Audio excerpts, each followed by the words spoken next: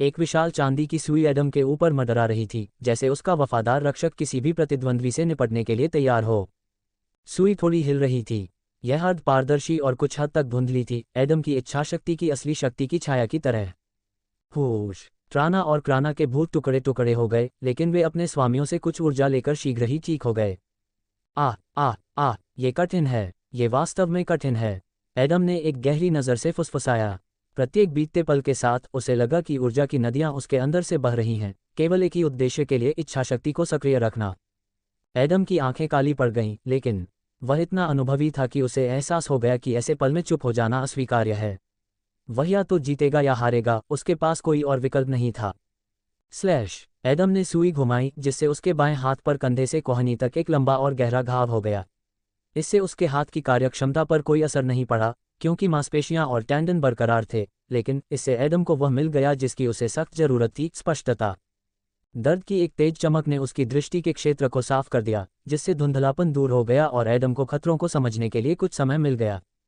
ठीक है, मुझे नहीं पता कि मैं इस इच्छाशक्ति का उपयोग कैसे करूं, लेकिन मुझे बस उन कष्टप्रद भूतों से छुटकारा पाना है। एडम ने अपना हाथ घुमाते हुए भौहें से कुढ़ीं। इस बार भूतों ने अधिक सावधानी से काम किया और अपनी दरांतियों से खुद का बचाव किया, भूत की सुई को रोक दिया। इसके अलावा धीरे धीरे सुई पारदर्शी धागों में बदल गई, जिससे पता चला कि क्राना और ट्राना की आभा अभी भी उसकी अपनी आभा से बेहतर थी। हालांकि एडम ने मुख्य समस्या हल कर ली थी और अब उसे दुश्मन की आभाओं के बारे में चिंता करने की जरूरत नहीं थी, क्योंकि उसके पास एक वफादार रक्षक भी था। बहन, ट्राना ने उत्सुकता से कहा, हमें क्या करना चाहिए? क्राना ने जल्दी से भूतों की ओर, भूतिया सुई की ओर और फिर एडम की ओर देखा, जो बिना रुकने की योजना बनाए सीधे उनकी ओर दौड़ रहा था। चलो, हमारे पास उससे लड़ते रहने के अलावा कोई विकल्प नहीं है। ऐसा लगता है कि उसके पास बहुत कम ऊर्जा बची है। आभासील बनाना और पहली बार इच्छाशक्ति का उपयोग करना बहुत ज्यादा शक्ति लेता है। ये तथ्य कि वह अभी भी होश में है और अपने पैरों पर खड़ा है, एक चमत्कार है। क्राना ने लड़ाई में भाग लेने से पहले कहा, अपनी आभा पर नियंत्रण कम करते हुए। ट्राना तुरंत उसके पीछे चली गई। उन्होंने अपनी लंबी ट्रेनिंग के दौरान ठीक उसी समय द विल में महारत हासिल कर ली थी और ऑरा सील का निर्माण किया था। उस समय वे अपनी ऑरा को भी नहीं बुला सकते थे, क्योंकि वे 10 घंटे से ज्यादा समय तक बेहोश रहे थे, और जब वे उठे तो उन्हें कमजोरी और थकावट महसूस हुई। जल्द ही उनकी आभा एक दूसरे को थका देगी, हालांकि अब ये पहले जितना मायने नहीं रखता था।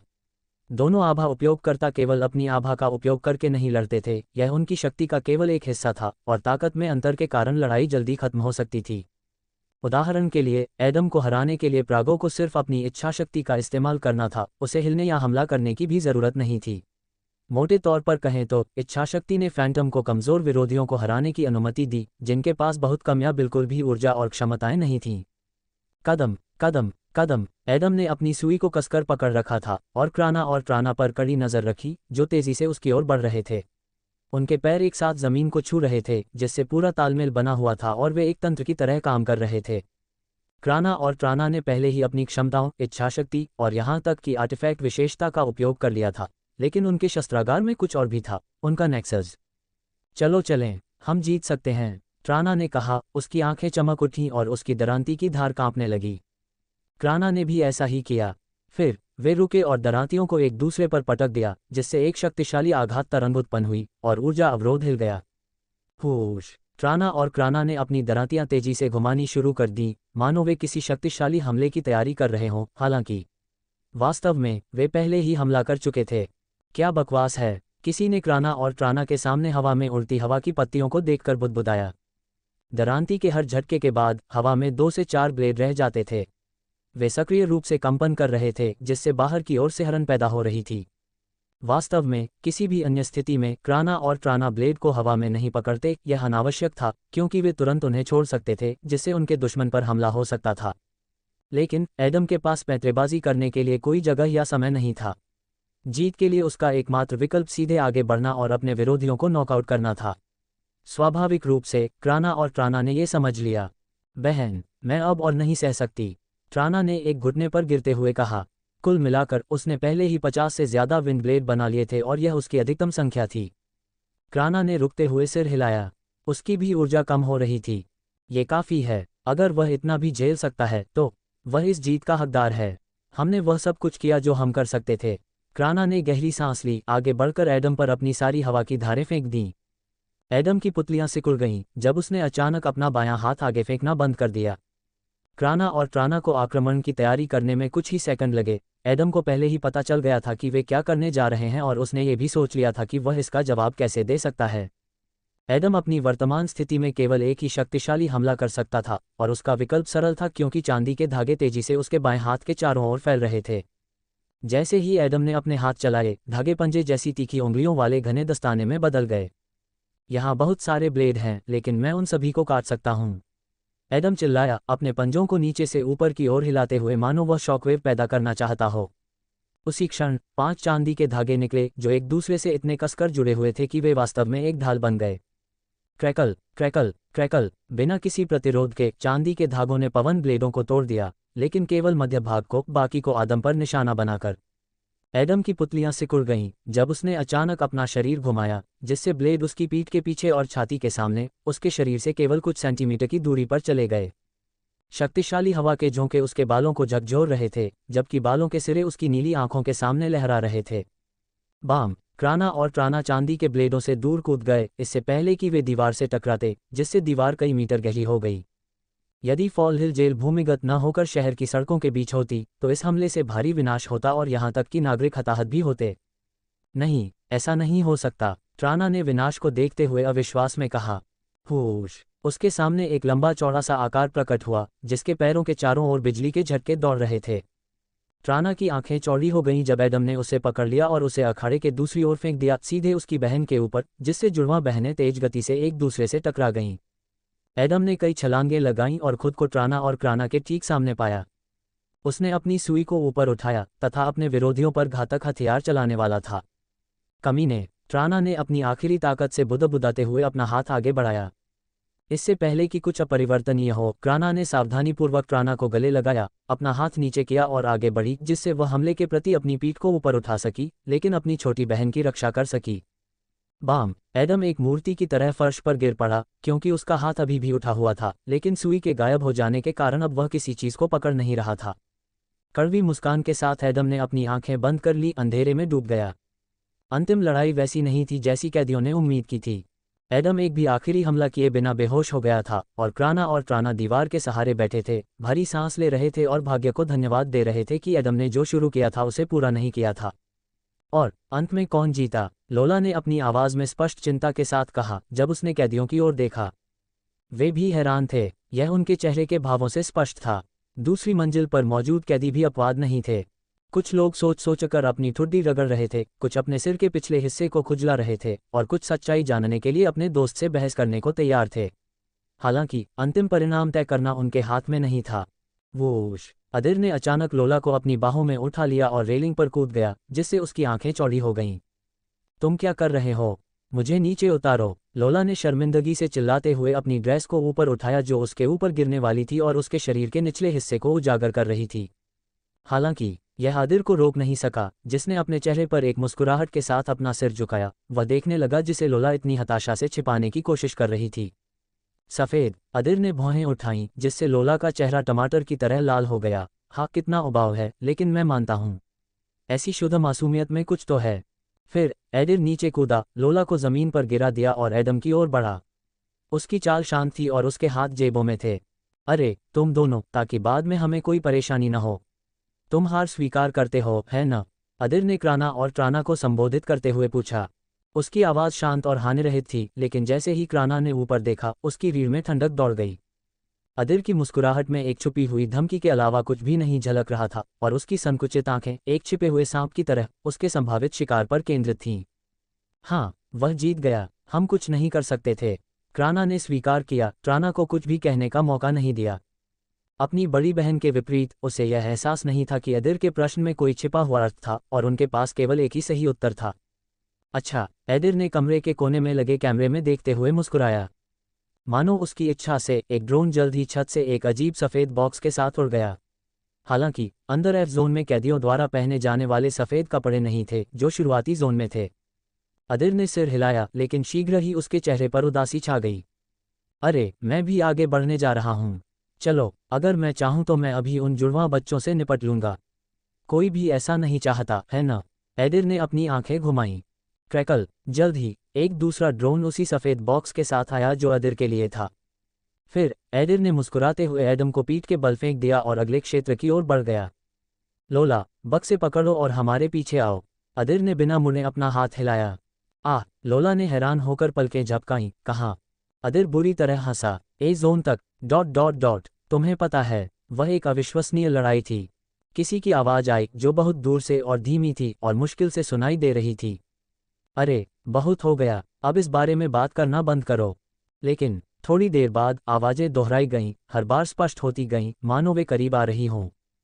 फिर एडम ने आखिरकार एक लंबी और सुखद नींद के बाद अपनी आंखें खोलीं। उसे नहीं पता था कि वह कितने घंटे सोया था, लेकिन उसका सिर फट रहा था जैसे कि उसे बहुत बुरा हैंगओवर हो। एडम, लोला ने उसके ऊपर कूदते हुए जोश से कहा। एडम इसके लिए तैयार नहीं था और वह बस अपने होश में आना चाहता था, इसलिए उसने लोला को अपने ऊपर से फेंक दिया, और अजीब बात यह रही कि वह फर्श पर नहीं बल्कि बिस्तर के दूसरी ओर गिरी। क्या? एडम ने पलटकर बड़े से बिस्तर पर लेटी लोला को देखा। उसकी आंखें चमक रही थीं और उसके चेहरे पर संतुष्टि भरी मुस्कान थी। जाहिर है कि वह उसे देखकर खुश थी। हालांकि एडम को बिस्तर देखकर ज्यादा आश्चर्य हुआ। ये किसी कैदी के कमरे से ज्यादा राजा के कमरे जैसा लग रहा था। यह इतना बड़ा था कि इस पर कई लोग सो सकते थे और फिर भी जगह बच जाती थी। फिर एडम ने बाकी कोठरी पर नजर डाली और तुरंत एडिर को नोटिस किया। वह एडम पर ध्यान नहीं दे रहा था, हालांकि उसने स्पष्ट रूप से सुना था कि वह जाग रहा था। हालांकि लोला की चीख के कारण ध्यान न देना असंभव था। एडिर ध्यानमग्न था क्योंकि उसके हाथ में गेम पैड था और वह एक बड़ी स्क्रीन के सामने बैठकर कोई गेम खेल रहा था।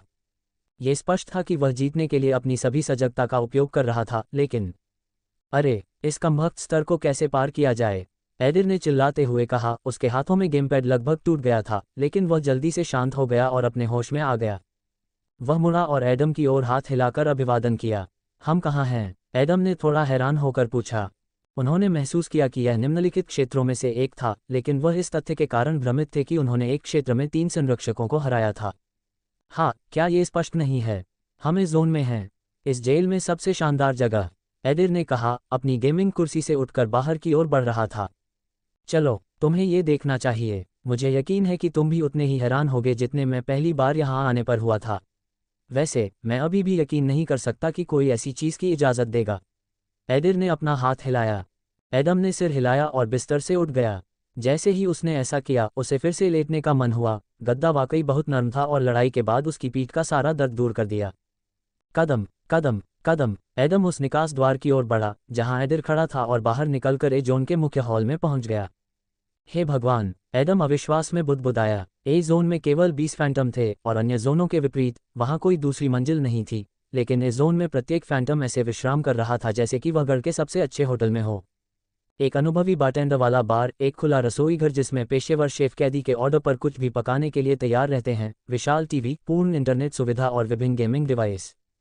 बात यहीं समाप्त नहीं हुई, क्योंकि फैंटम्स के पास सभी प्रकार के व्यायाम उपकरण, मालिश, स्विमिंग पूल और बोर्ड गेम के लिए कई गेमिंग टेबल जैसी सेवाएं उपलब्ध थीं। अरे, तुम जल्दी करो, एक अधेड़ उम्र की महिला ने दुखी होकर चिल्लाते हुए उस संतुष्ट और प्यारे दिखने वाले युवक को खतरनाक नजरों से देखा। उसने ए जोन के सभी परिचारकों की तरह सफ़ेद शर्ट के साथ काला सूट पहना हुआ था। हाँ, क्षमा करें। युवक हड़बड़ा गया और तेजी से एक ट्रे में महंगी शराब की बोतल लेकर महिला के पास दौड़ा।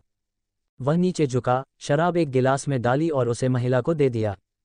उसने अपने होंठ चाटे, एक पैर दूसरे पर रखा और दूसरे युवक की तरफ देखा जो इस समय उसके कंधों की मालिश कर रहा था। अजीब बात यह थी कि उसने जेल के कपड़ों के बजाय एक महंगी ड्रेस और काली हील्स पहन रखी थी। मेरे सीप अब तक तैयार हो जाने चाहिए थे, है न? महिला मुस्कुराई। जरूर, मैं उन्हें अभी ले आता हूँ, दूसरे युवक ने शांति से उत्तर दिया। ऐसा लग रहा था कि पहले वाले से अलग, वह यहाँ लंबे समय से काम कर रहा था और अपने काम की बारीकियों से परिचित था। महिला ने संतुष्ट भाव से सिर हिलाया और पहले युवक की ओर हाथ हिलाया। बैठ जाओ, एक अकेली महिला का साथ पाओ। हाँ, एडम ने गहरी सांस लेकर अपना सिर हिलाया। वह इस महिला को बिल्कुल भी नहीं समझ पाया। फिर इस तरह के कुछ और दृश्य देखने के बाद एडम की नज़र आगे एक महत्वपूर्ण चीज़ पर गई, वह काला गेट जिस पर एक बड़ा सुनहरा अक्षर एस लिखा हुआ था। ए जोन में फैंटम की रुचि बनाए रखने और उसके कारावास के शेष समय में मनोरंजन के लिए पर्याप्त चीज़ें थीं। नियम सभी के लिए एक समान थे, इसलिए जो लोग ए जोन तक पहुंच सकते थे, अर्थात क्राना और ट्राना को हरा सकते थे, उनकी सजा उनकी मूल अवधि के 20% तक कम हो गई। हालांकि ये पूरी तरह सच नहीं था। यदि फैंटम ने अच्छा व्यवहार किया और गार्जियन या अन्य कैदियों के लिए कोई परेशानी पैदा नहीं की, तो वह अपनी पहले से ही काफ़ी कम की गई सजा में कमी के लिए अपील कर सकता था। उदाहरण के लिए एडम के पास मूल 180 में से बाहर जाने के लिए केवल 35 दिन शेष थे। हालांकि उसे 3 सप्ताह या अधिकतम 25 दिनों में बाहर निकलने में कोई समस्या नहीं होगी। हालांकि ये सीमा नहीं थी। ए जोन अधिकांश फैंटम्स के लिए अंतिम जोन था, लेकिन वास्तव में ऐसा नहीं था। अंतिम क्षेत्र एस जोन था, वह काला गेट जिसकी ओर एडम देख रहा था। एस जोन, अगर मैं वहां पहुंच गया तो मुझे आज़ादी मिल जाएगी, है न? एडम ने मंत्रमुग्ध होकर पूछा। अदिर ने कुछ भी जवाब नहीं दिया, वह बस लोला की तरफ देखता रहा। आखिरकार कुछ समझाना उसका काम था। ए जोन दूसरे जोन से अलग, अपने गाइड के बिना था, क्योंकि जो लोग यहाँ पहुँचते थे वे आमतौर पर पहले से ही सब कुछ जानते थे।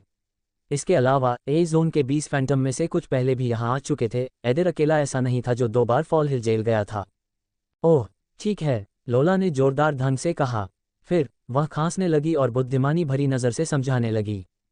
एस जोन अंतिम जोन है, यदि आप इसे पार कर जाते हैं तो आप तुरंत स्वतंत्रता प्राप्त कर सकते हैं।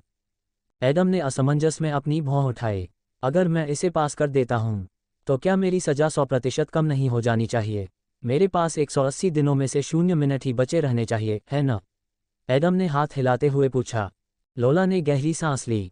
आप शायद भूल गए हैं, लेकिन मैंने आपको पहले ही बताया था कि यदि आप अंतिम क्षेत्र में पहुंच जाते हैं तो आपकी सज़ा 1 सप्ताह तक कम हो जाएगी, चाहे वह मूल रूप से कितनी भी लंबी हो, 1 वर्ष या 10 वर्ष। एडम ने सिर हिलाया और उसकी आंखें तेज हो गईं। एस जोन में मुझे किसे हराना है? हालांकि नहीं, मुझे ए जोन में किसे हराना है और मैं गार्जियन को लड़ाई के लिए चुनौती देने के लिए पर्याप्त अंक कैसे प्राप्त करूं? लोला ने अपना सिर हिलाया। अपना कार्ड देखो। एडम ने अपनी जेबों में हाथ डाला, कार्ड ढूंढा और उसे बाहर निकाला। कार्ड सफ़ेद था, लेकिन बीच में एक मोटी रिंग थी जो 3 खाली कोशिकाओं में विभाजित थी। जाहिर है कोशिकाओं को भरने की ज़रूरत थी, लेकिन कैसे और किस लिए? ए जोन में कैदियों के पास अंक नहीं होते, क्योंकि यह अर्थहीन है। यहाँ तक पहुँचने वाला हर व्यक्ति निश्चित रूप से शीर्ष 100 सबसे मजबूत के 1 फैंटम्स में है। आमतौर पर कोई अपवाद नहीं होता है, लोला ने समझाया, जिससे एडम की आंखें चौड़ी हो गईं। ये पहली बार था जब उसने सिर्फ राक्षसों के बारे में ही नहीं, बल्कि प्रेतों के बीच की रैंकिंग के बारे में भी कुछ सुना था। एडम ने समझदारी से सिर हिलाया। ये समझ में आया कि फैंटम्स की अपनी रैंकिंग थी, लेकिन किसी के पास एक भी रैंकिंग तक पहुंच नहीं थी। प्रत्येक संगठन की अपनी रेटिंग थी, जैसे मिशन विभाग और यहाँ तक कि सेना की भी। कहीं वे एक दूसरे से सहमत थे और कहीं वे असहमत थे। यह आश्चर्यजनक नहीं था, क्योंकि अक्सर किसी प्रेत की शुद्ध शक्ति का निर्धारण करना बहुत कठिन होता है। फैंटम्स की क्षमताएं अलग अलग थीं, टीम में उनकी भूमिकाएं भी अलग अलग थीं, साथ ही मिशनों की जटिलता और उनकी संख्या भी अलग अलग थी। इसके अलावा कुछ फैंटम केवल अकेले ही काम करते थे और कुछ केवल दस्तों में, कुछ दोनों ही काम करते थे। ऐसे कई कारक और परिस्थितियां थीं जहां एक फैंटम दूसरे से बेहतर प्रदर्शन कर सकता था। हालांकि ये समझने के लिए किसी रैंकिंग, किसी जटिल सोच और बहुत सारे कारकों की आवश्यकता नहीं थी कि एलेक्सिया जैसा कोई व्यक्ति समान स्तर के अधिकांश फैंटमों की तुलना में अधिक शक्तिशाली था। तो हम इन कोशिकाओं को कैसे भरते हैं? एडम ने सोच समझकर अपने सिर के पिछले हिस्से को रगड़ते हुए पूछा। लोला ने बाकी कैदियों की ओर देखा। आपको उनमें से 3 को चुनौती देनी होगी और जीतना होगा। फिर आप ए जोन के संरक्षक को लड़ाई के लिए चुनौती दे सकते हैं और एस जोन में अपना रास्ता बना सकते हैं। एडम ने सिर हिलाया, अचानक मुड़ा और अपनी मुट्ठियां कसकर बंद करते हुए आगे बढ़ा। उसकी हरकतों से उसका इरादा साफ झलक रहा था।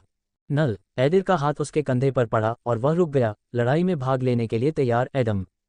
अरे अपना समय लो, तुम अभी अभी एक बहुत गंभीर लड़ाई के बाद जागे हो। ऐसा नहीं है कि क्राना और ट्राना बहुत मजबूत थे, लेकिन तुम अभी भी द विल के जागने से थकान महसूस कर रहे हो, है ना? एडम ने अपनी आंखें सिकोड़ लीं और फिर उसने सिर हिला दिया। हाँ, आप शायद इसके बारे में मुझसे ज़्यादा जानते होंगे। क्या आप मुझे बताना चाहते हैं कि मैं ट्राना और क्राना के समान स्तर तक कैसे पहुंच सकता हूं? एडम को एहसास हुआ कि भले ही वह भूतिया सुई को बुलाने में सक्षम था, लेकिन ये केवल पहला कदम था जो द विल कर सकता था। उसकी आभा को किसी प्राणी में बदलने के लिए उसकी आभा सील को और अधिक मजबूत होना होगा, न कि केवल एक नामहीन और अस्थिर हथियार। अरे क्या तुमने नहीं देखा कि मैं तुम्हारे समान ही स्तर पर हूँ? अदिर ने कड़वी मुस्कान के साथ अपना सिर हिलाया। मैं बस एक प्रेत कुल्हाड़ी बुलाने में सक्षम हूँ, इससे अधिक कुछ नहीं। एडम ने अपनी आंखें घुमाईं। अब ये तमाशा बहुत हो गया। तुम एफ जोन से किसी को जानते थे, तुम्हारी राक्षसी आभा को संभाल नहीं पाए। यहाँ तक कि लोला को भी एहसास है कि तुमने खुद को रोक लिया और ट्राना और क्राना को हरा सकते थे। लोला ने जल्दी से अपना सिर घुमाया और एडम और एडिर की ओर देखा। क्या अदिर वास्तव में इतना शक्तिशाली है? लोला ने मन ही मन कहा। यह उसके लिए एक आश्चर्यजनक तथ्य था। तुम्हें बेवकूफ़ नहीं बनाया जा सकता। भले ही तुम युवा हो, लेकिन ऐसा लगता है कि तुम पहले ही अपना बचपना खो चुके हो। कई लोग इसे दशकों तक बनाए रखते हैं और इससे छुटकारा नहीं पा सकते। अच्छा, चलो पहले कुछ ज़्यादा ज़रूरी काम करते हैं, एडिर ने एडम के पास से चलते हुए कहा। आप किस बारे में बात कर रहे हैं? एडम ने असमंजस में भौहें उठाईं। अदिर रुक गया और अपने अंगूठे से अपनी छाती पर प्रहार करने लगा। कपड़े, हम अभी भी वही बेस्वाद कपड़े पहन रहे हैं। यहाँ आपकी पसंद के कपड़े उपलब्ध हैं और यहाँ तक कि आपके चयन में मदद करने के लिए एक पेशेवर डिजाइनर भी मौजूद है। हालांकि मुझे पहले से ही पता है कि मुझे क्या चाहिए। एडम ने अन्य फैंटम्स की ओर देखते हुए सिर हिलाया। वे सभी अलग अलग शैलियों के अलग अलग परिधान पहने हुए थे और केवल वे दोनों ही अभी भी पुराने परिधान में थे। Beep beep beep. उसी क्षण एडम का नया कंगन कंपन करने लगा। ये सिल्वाना का फ़ोन था। अरे, तुमने मुझे कल ही फ़ोन किया था। क्या कोई ज़रूरी काम था? हाल ही में। एडम, तुम किस बारे में बात कर रहे हो? मेरी आखिरी कॉल के बाद से 30 घंटे हो गए हैं। लोला को देखते ही एडम की आंखें चौड़ी हो गईं। मैं कब से सो रहा हूँ? लोला सोच विचार कर सीटी बजाते हुए मुड़ गई। 15 घंटे। एडम ने अपना सिर हिलाते हुए गहरी सांस ली। अच्छा, वैसे क्या तुम्हें कुछ चाहिए था? मुझे पता है कि आपने कहा था कि चिंता न करें, लेकिन मैंने आपके मामले की समीक्षा लगभग करवा ली है। साथ ही मैं कुछ दिनों में आपसे मिलने का अनुरोध कर सकता हूँ। एडम ने शर्मिंदगी से अपना सिर पीछे खुजलाया। रहने भी दो। एडम, तुम किस बारे में बात कर रहे हो? सिल्वाना ने उत्सुकता से पूछा। उसे स्थिति के बारे में कुछ भी नहीं पता था और उसे लगा कि एडम ने हार मान ली है। उसने जेलों के बारे में सिर्फ सबसे बुरा अनुमान लगाया था। कम से कम मैं 1 सप्ताह में बाहर आ जाऊंगा और अब मेरी अलमारी को अपडेट करने का समय आ गया है। एडम ने कपड़ों की दुकान की ओर जाते हुए जोरदार तरीके से कहा। एक ऑपरेटर के रूप में सिल्वाना लगभग कोई भी जानकारी प्राप्त कर सकती थी, हालांकि उसके लिए भी कुछ सीमाएं थीं और हर चीज़ में समय लगता था। कम से कम कुछ दिन तो लगेंगे ही जब वह फॉल हिल जेल के पूर्व कैदियों से यह जान पाएगी कि इस असामान्य जगह पर काम कैसे होता है। उसके पास ये जानने का कोई और रास्ता नहीं था, क्योंकि उसने कभी जेल में काम नहीं किया था और वह एक सामान्य व्यक्ति थी, और न ही उसका कोई फैंटम मित्र था जो उसे और अधिक बता सके। यह एडम के लिए एक बड़ी मदद होती, लेकिन उसके मामले में चीज़ें बहुत तेज़ी से आगे बढ़ रही थीं क्योंकि वह अपने स्तर के अन्य फैंटम्स की तुलना में अधिक शक्तिशाली था। एडम लगभग 2 दिनों से जेल में था और इसमें क्राना और ट्राना के साथ लड़ाई के बाद उसकी लंबी नींद भी शामिल थी। उस दौरान वह जोन तक पहुंचने में कामयाब हो गया था, एक ऐसी जगह जहां ज़्यादातर कैदी रुकते थे और अपना समय पूरा होने तक इंतजार करते थे। बेशक बहुत से लोगों ने अपनी सज़ा को 1 हफ्ते तक कम करवाने के लिए आगे बढ़ने की कोशिश की, लेकिन इस जोन तक पहुंचना मुश्किल था। इस जोन को पास करना। खैर, जिन्होंने ऐसा करने की हिम्मत की उन्हें एक बहुत ही कठिन चुनौती का सामना करना पड़ा। क्रैकल, अदिर चेंजिंग रूम से बाहर आया और उसने अपने द्वारा चुने गए कपड़े दिखाए। तुम क्या सोचते हो? अदिर ने अपने बाल पीछे करते हुए पूछा। लोला की आंखें चमक उठीं। उसे एहसास नहीं था कि सही कपड़े अदिर को इतना बदल सकते हैं। अनेक विकल्पों और हजारों परिधानों में से एडिर ने ढीले क्लासिक शैली को उचित मात्रा में सहायक वस्तुओं के साथ पसंद किया। एक ग्रे जैकेट, काली बनियान और सफ़ेद शर्ट को चौड़ी गहरे रंग की पैंट के साथ पहना और अजीब तरह से सफ़ेद स्नीकर्स। ऐसा लगता है कि जूतों के मामले में एडिर आराम के बजाय सुंदरता को नहीं चुन सका। उसके बाएं हाथ में 2 समान नक्काशीदार अंगूठियां थीं और उसके दाहिने हाथ में एक चौड़ा साफ कंगन था, मानो संगमरमर से बना हो। उसके गले में बिना किसी अतिरिक्त निशान के एक साधारण धातु की चेन थी। बुरा नहीं, बिल्कुल भी बुरा नहीं, लेकिन लोला ने एडिर के स्नीकर्स को देखा और उसकी आंखें फड़कने लगीं। क्या आराम के लिए तुम्हें सब कुछ बर्बाद करना पड़ा? अदिर मुस्कुराया। बेशक मैंने ऐसा किया। आराम से ज़्यादा महत्वपूर्ण कुछ नहीं है। हालांकि जैसा कि आप देख सकते हैं, मैं समझौता करने को तैयार हूँ।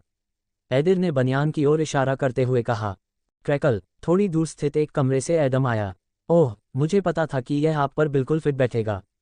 लड़की डिजाइनर ने अपना सिर झुकाया, हल्के से ताली बजाई, लेकिन अपनी हथेलियों को एक दूसरे से अलग नहीं किया, केवल सिरों को अलग किया। कितना अजीब है, एडम ने बड़बड़ाते हुए कहा। वह थोड़ा हैरान था क्योंकि यह उसके द्वारा हमेशा पहने जाने वाले सामान्य कैजुअल कपड़ों से अलग था। हालांकि वह परिणाम से पूरी तरह से खुश था।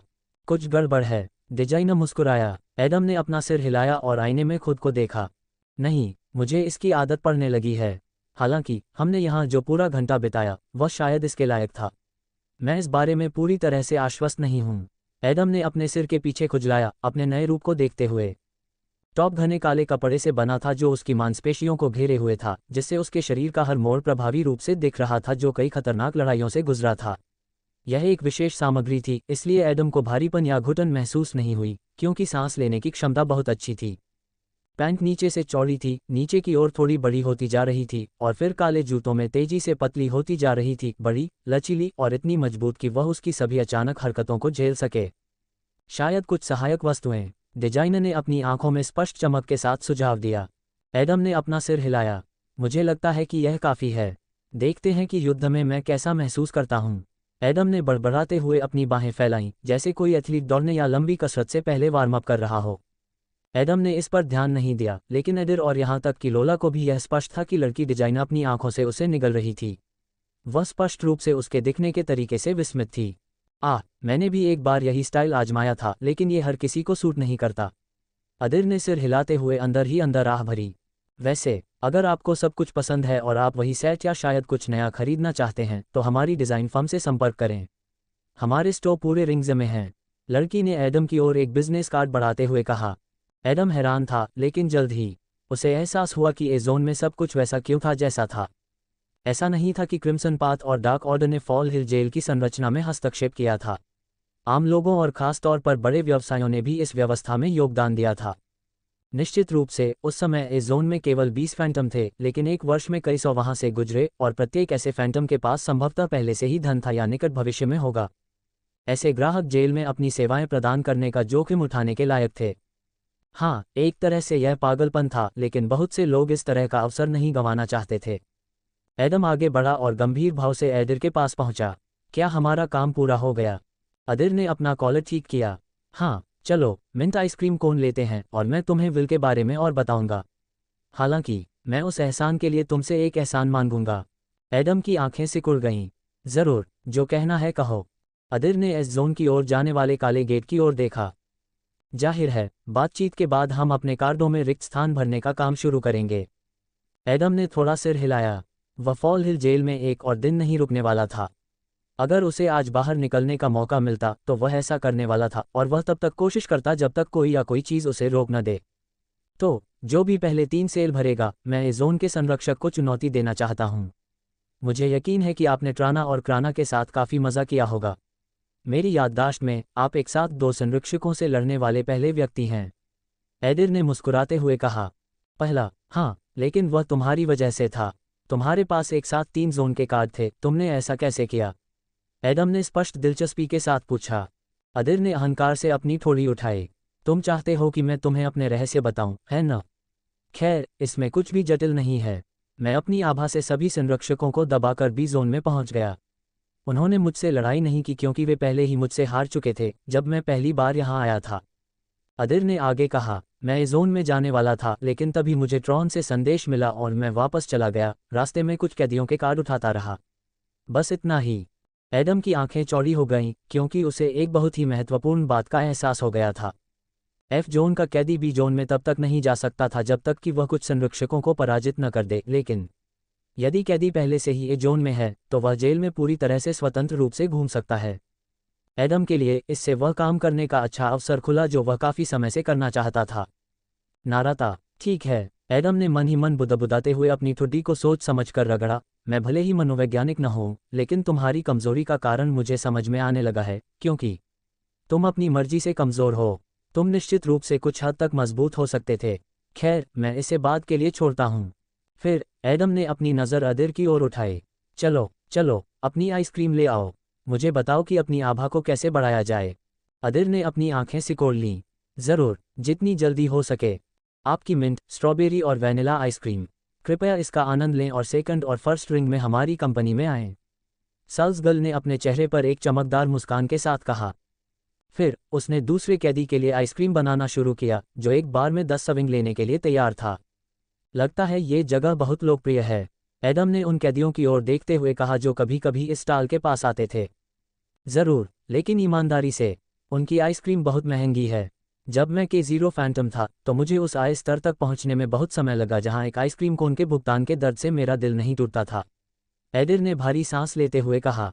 ये स्पष्ट था कि अंतहीन मुस्कुराहट, तानों और इस तथ्य के बावजूद कि उसने अपनी शक्ति को छुपाया था, अदिर वहां तक एक कांटेदार रास्ते से पहुंचा था, न कि भाग्य या किसी और की मदद से। एडम ने उसे समझ लिया, ठीक उसी तरह जैसे उसने महसूस किया कि सभी फैंटम सिर्फ इसलिए करोड़पति और अविश्वसनीय रूप से अमीर नहीं होते क्योंकि वे फैंटम हैं। के-0 फैंटम, जिसने अभी अभी अपनी यात्रा शुरू की थी और आमतौर पर पहले मिशनों में अविश्वसनीय परिणाम नहीं दिखा पाता था, निश्चित रूप से फर्स्ट रिंग में रहने का खर्च उठा सकता था, लेकिन 2 या 3 बेकरी वाला एक व्यापारी अधिक धनी था। हालांकि बड़े निगमों और कंपनियों के मालिक के-2, के-3 और के-4 फैंटम्स से भी अधिक अमीर थे, लेकिन इस स्तर पर यह इतना महत्वपूर्ण नहीं था। धन और प्रभाव से शक्ति मिल सकती है, लेकिन इसका क्या मतलब था जब एक के-4 फैंटम इतना शक्तिशाली था कि वह पूरे मोहल्ले और सैकड़ों अनुभवी सैन्यकर्मियों को नष्ट कर सकता था। साधारण लोग केवल तभी फैंटम से लड़ सकते थे जब वे अन्य फैंटम द्वारा संरक्षित हों, जैसा कि एजोर लॉर्ड्स के तत्वावधान में प्राउड विंग ने किया था। एडम की आंखें थोड़ी चौड़ी हो गईं, क्योंकि अब उसे एहसास हुआ कि फॉल हिल जेल में सब कुछ मुफ्त था। ठीक है, चलो सीधे मुद्दे पर आते हैं, अदिर ने कहा। उसकी निगाहें गंभीर हो गईं और उसका आभामंडल थोड़ा और शक्तिशाली हो गया। एडम ने सिर हिलाया। जब आपने ट्राना और क्राना से लड़ाई की तो आपके विकास वृक्ष पर एक आभा सील दिखाई दी, और आप इच्छाशक्ति का उपयोग करने में भी सक्षम थे, जो आभा की शक्ति का सामान्य नाम है। एडम ने अपनी आंखें सिकोड़ लीं। सुई के बारे में क्या? पहले मुझ पर ब्लेड से हमला किया गया था, ठीक वैसे ही जैसे तुम पर भूत कुल्हाड़ी से किया गया था। ये पहला चरण है ना? एडम को एहसास हुआ कि शक्ति को चरणों में बढ़ाना होगा, इसलिए उसे यह पता लगाना होगा कि आगे कैसे बढ़ना है। हाँ, आप सही कह रहे हैं। इस चरण का कोई आधिकारिक नाम नहीं है, लेकिन हम आत्मा के पहले चरण को हथियार कहना पसंद करते हैं। आत्मा? एडम ने हैरान होकर पूछा। अदिर ने सिर हिलाया। आपकी सुई, मेरी कुल्हाड़ी, क्राना और क्राना के खौफनाक भूत, और यहाँ तक कि प्रागों का फूल राक्षस सभी आत्माएं हैं। आपकी आत्मा का आकार आभा सील के अंदर है। खैर, मुझे लगता है कि मेरे ऐसा कहे बिना ही यह स्पष्ट था। एडम ने कुछ देर तक चुपचाप विचारमग्न भाव से अपनी आइसक्रीम खाए। फिर इस प्रक्रिया से अपनी नज़रें हटाए बिना उन्होंने पूछा, मैं अगले चरण तक कैसे पहुंचूंगा? पहले तो मुझे लगा कि केवल प्रागो जैसा के-2 फैंटम ही ऐसा कर सकता है, लेकिन ट्राना और क्राना ने भी आपके जितना ही अच्छा किया है। एडम ने अभी तक एडिर की दूसरी अवस्था वाली आत्मा को नहीं देखा था, लेकिन उसे एडिर की क्षमताओं पर पूरा भरोसा था। इसके अलावा एडिर ने खुद भी पहले ही अप्रत्यक्ष रूप से इसकी पुष्टि कर दी थी। अदिर ने गहरी सांस ली। यह इतना सरल नहीं है। मेरा मतलब है, आपको अब तक ये ध्यान देना चाहिए था कि इवोल्यूशन ट्री, नेक्सस या आर्टिफैक्ट के विपरीत, द विल में कोई स्पष्ट शर्तें नहीं हैं, कोई क्रिया नहीं है, कोई संसाधन नहीं है, कुछ भी नहीं है। एडम की आंखें बड़ी हो गईं और वह जल्दी से उस आंतरिक अंतरिक्ष में डूब गया। उसने ऑरा सील पर नज़र डाली, ऊपर उड़ा और उसे छुआ, लेकिन कुछ नहीं हुआ। ऐसा कोई तरीका नहीं था जिससे वह सकल या बीच में मडराती सुई को प्रभावित कर सके। ऐसा लग रहा था कि यह सब स्थिर था और उसका उससे कोई संबंध नहीं था। देखना, हाँ, ये थोड़ा अजीब है, एडम ने आंखें खोलते हुए कहा। अपनी आत्मा को मजबूत करने के लिए आपको क्राना और ट्राना के खिलाफ लड़ाई से भी ज्यादा गंभीर लड़ाई से गुजरना होगा, जहां सबसे बड़ा दांव आपकी आभा पर होगा। मेरी स्थिति में कई लोग आपको के-2 तक ऐसा करने की सलाह नहीं देंगे। एडिर ने कहा। आखिरी शब्दों तक उसकी आवाज़ ठंडी और कठोर हो गई थी। एडम ने उसे कड़ी नज़र से देखा। क्यों? तुमने ऐसा किया, यहाँ तक कि क्राना और ट्राना ने भी ऐसा किया। ऐसा नहीं है कि मैं उनकी योग्यता कम कर रहा हूँ, लेकिन वे दोनों मुझसे हार गए, इसलिए जाहिर है कि मैं ताकत में उनसे ऊपर हूँ। अदिर ने हल्की मुस्कान के साथ अपना हाथ हिलाया। हे, ऐसा नहीं है कि आप कमज़ोर हैं या इसे संभाल नहीं सकते, ये जोखिम है। मुझे लगता है कि आपने पूरी तरह से महसूस किया है कि आभा सील बनाने और अपनी आत्मा को बुलाने के लिए आपके शरीर पर कितना दबाव है। आपने इसे सहन किया और लड़ते रहने में सक्षम थे, ये वास्तव में प्रभावशाली है। ये दर्शाता है कि आपकी ताकत और सहनशक्ति उच्च स्तर पर है। एडम ने गंभीर भाव से सिर हिलाया। उनके मौलिक मूल, शक्ति, जीन और प्राकृतिक उत्पत्ति का उनके शारीरिक आंकड़ों और क्षति प्रतिरोध पर महत्वपूर्ण प्रभाव पड़ा। लेकिन आत्मा का दूसरा चरण, वह एक अलग मामला है। मैं ये निश्चित रूप से नहीं जान सकता, लेकिन मुझे विश्वास है कि ट्राना और क्राना ने इसे धीरे धीरे और बहुत लंबे समय तक किया। हाँ, पहले चरण से दूसरे चरण की स्पिरिट में अचानक परिवर्तन के दबाव ने उनकी सारी हड्डियां तोड़ दी होंगी और उनका मांस अलग कर दिया होगा। एडिर ने मुस्कुराते हुए कहा। वह आइसक्रीम खाना जारी रखने वाला था, लेकिन वह पहले ही पिघल चुकी थी। वोश! एडिर बूथ के ऊपर से कूदा और आइसक्रीम के कुछ गोले उठाए। साल्स गर्ल चौंक गई, अविश्वास से उसे देख रही थी, लेकिन उसने कुछ नहीं कहा। उद्धरण चिन्ह। वैसे भी आपके कौशल और लड़ाई शैली को देखते हुए आप हर काम प्राणघातक युद्ध के माध्यम से करने के आदी हैं। ये सराहनीय है, लेकिन इसका मतलब ये भी है कि अगर आप दुर्भाग्यपूर्ण क्षण में दूसरे चरण को जगाते हैं तो गंभीर चोट लगने का खतरा है। एडिर ने आइसक्रीम बॉलर्स के पहाड़ को देखते हुए बेपरवाही से समझाया। वह मुस्कुराया और फुसफुसाया, हाँ यही है। एडम ने सोच विचार कर अपनी थोड़ी रगड़ी। तो या तो लंबी ट्रेनिंग और धीरे धीरे दूसरे चरण तक पहुंचना, या फिर खतरनाक मुकाबले में अचानक प्रगति। लेकिन अगर मैं इसके लिए तैयार नहीं हूं तो दबाव मुझे सचमुच तोड़ देगा। क्या मैं ये सही कह रहा हूं? अदिर ने सिर हिलाया। आपने क्या किया? अदिर चुप हो गया, उसके चेहरे पर एक मुस्कुराहट उभर आई। मैंने लड़ाई के दौरान ऐसा किया था, लेकिन मैं एक तरह से भाग्यशाली था। मेरा प्रतिद्वंद्वी खतरनाक था, लेकिन मैं सभी हमलों को चकमा दे सकता था। हालांकि अगर मैं एक बार भी गलती करता तो मुझे गंभीर क्षति होती। इस प्रकार घावों और कटों से मेरा शरीर कमजोर नहीं हुआ और मैं दूसरे चरण के दबाव से सफलतापूर्वक बचने में सक्षम था। एडम ने विकल्पों पर विचार करते हुए गहरी सहमति में सिर हिलाया। निश्चित रूप से वह युद्ध के दौरान ऐसा करना चाहता था, सिर्फ इसलिए नहीं कि यह उसके लिए सामान्य बात थी, बल्कि इसलिए भी कि वह अपने एलिमेंटल रूट पर बड़ा दांव लगा रहा था। मेरी एलिमेंटल रूट में गुरुत्वाकर्षण तत्व है। अगर मैं इसे सही से समझूं तो यह मुझे दबाव से निपटने में मदद करेगा, अगर यह भौतिक प्रकार का है। अरे ये जटिल है। सावधान! लोला ने चिल्लाते हुए एडिर की ओर देखा, जिसने अपना मुंह बड़ा करके अपने टॉवर से एक साथ कई आइसक्रीम बॉलर्स निगल लीं।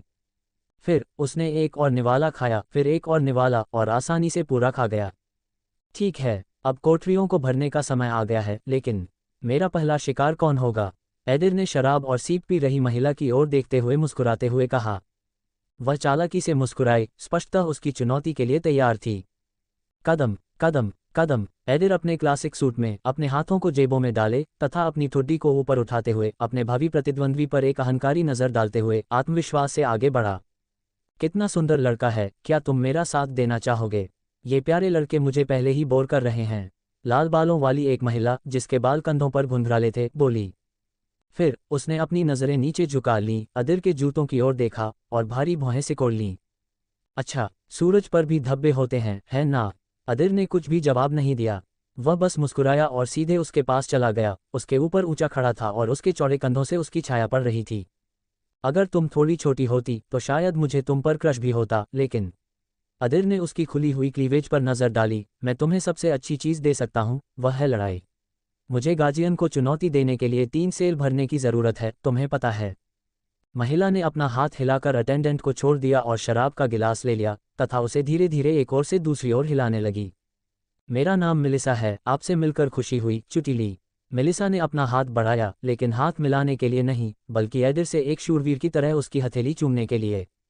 अदिर ने अपनी आंखें सिकुड़कर उसे खतरनाक नज़र से देखा। यदि तुमने अभी लड़ने की मेरी चुनौती स्वीकार नहीं की तो मैं तुम्हें और तुम्हारे कपड़ों को डायन समझकर जला दूंगी। उसी क्षण अदिर ने अपने हाथ जेबों से बाहर निकाले, जिससे वे नीली लपटों में बदल गए। शराब का गिलास, जो नीली लौ के काफी करीब था, बर्फीला हो गया और शराब पर बर्फ की एक पतली परत जम गई। हालांकि मेलिसा को इससे कोई डर नहीं लगा। उसने गिलास को टेबल पर रख दिया और खड़ी हो गई। उसकी आंखों में लाल लपटें चमक रही थीं। आप कोशिश कर सकते हैं। आप एक गार्जियन से लड़ना चाहते हैं, है ना?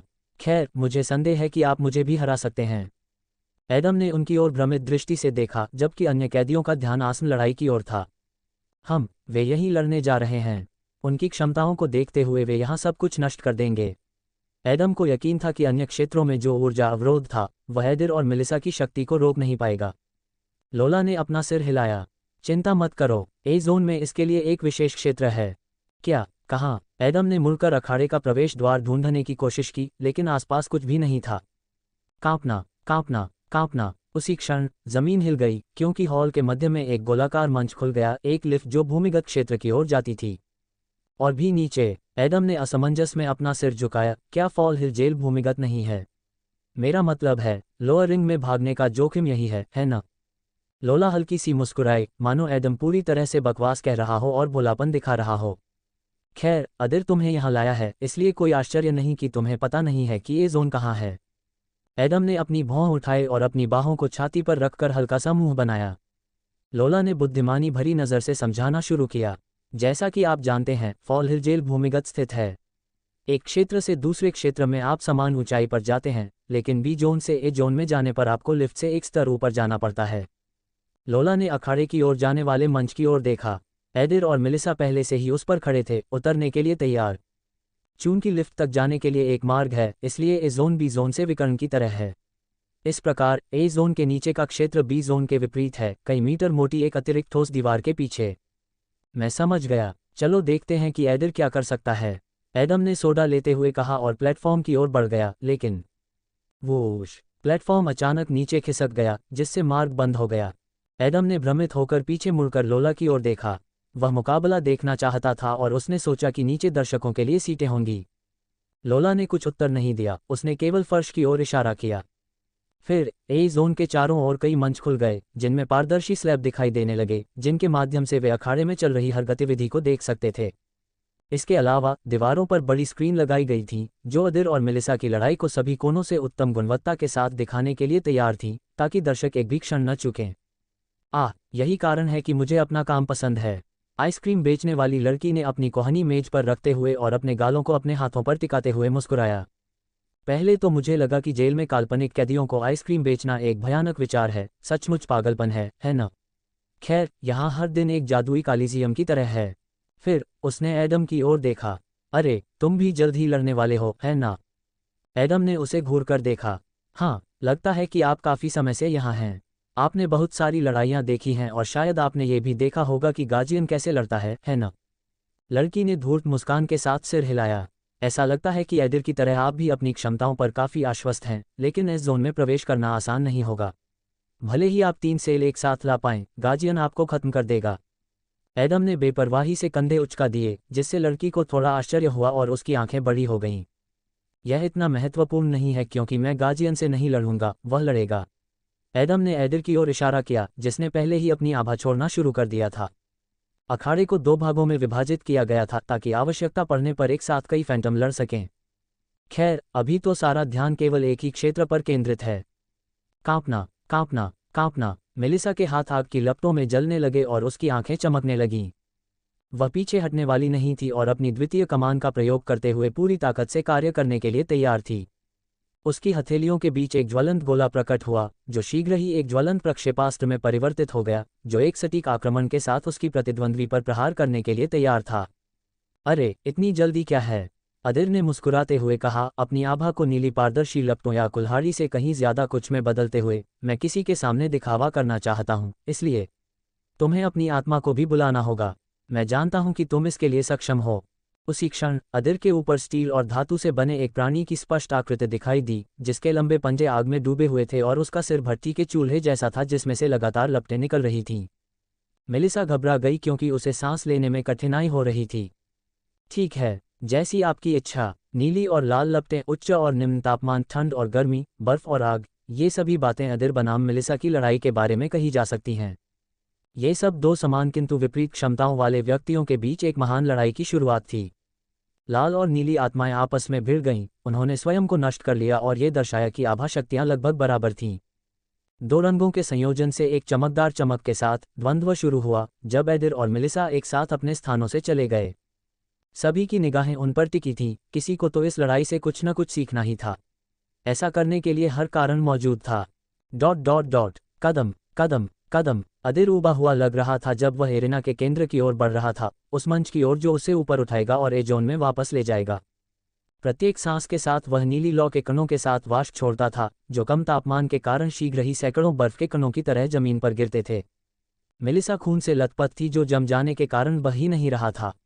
उसकी सांस स्थिर थी, उसकी जान को कोई खतरा नहीं था, लेकिन उसकी आंखें खाली थीं क्योंकि कई शक्तिशाली हमलों ने उसे अक्षम कर दिया था।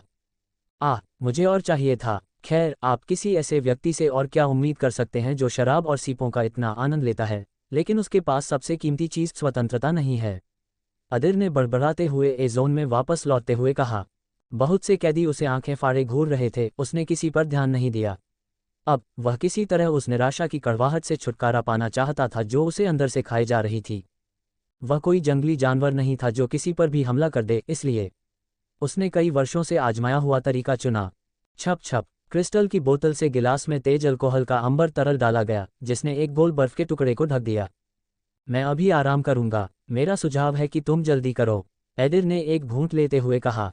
उसने इधर उधर नहीं देखा, लेकिन एडम को एहसास हुआ एडिर उससे बात कर रहा था। जरूर, एडम ने सिर हिलाया और अपने लिए प्रतिद्वंद्वी की तलाश करने लगा। अदिर ने पहले ही एक सेल भर लिया था और सिर्फ 2 मुकाबलों में वह गार्जियन को चुनौती देने में सक्षम हो जाएगा। ये सच है कि एडम गार्जियन से नहीं लड़ेगा, लेकिन उनकी असामान्य स्थिति को देखते हुए यदि अदिर गार्जियन को हरा देता है तो वे दोनों इस जोन में पहुंच जाएंगे। इसलिए नहीं कि गुर्डियन हार जाएगा और हर कोई ऐसा ही कर सकता है क्योंकि रास्ता खुला होगा, बल्कि इसलिए कि अदिर एडम को पहचानता है। वह उसे बस जाने देगा या कहेगा कि वे समान रूप से मजबूत हैं और बस। हर कोई यह बात समझता था, इसलिए ऐसी औपचारिकता भी जरूरी नहीं थी। वोश। भूतिया सुई पारदर्शी भाले से टकराई, फिर हर बार रंगहीन चिंगारियां उत्पन्न हुईं जो शीघ्र ही शून्य में गायब हो गईं। अरे, उसकी आत्मा इतनी मजबूत क्यों है? आदमी ने अपने दांत पीस लिए और गुर्राया, एडम की आभा का विरोध करने की कोशिश करते हुए।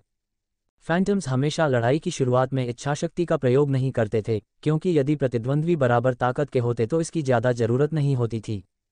हालांकि यदि कोई एक दूसरे से श्रेष्ठ हो तो इससे एक को लाभ मिल सकता था, और एडम को ये बात पहले ही पता चल चुकी थी।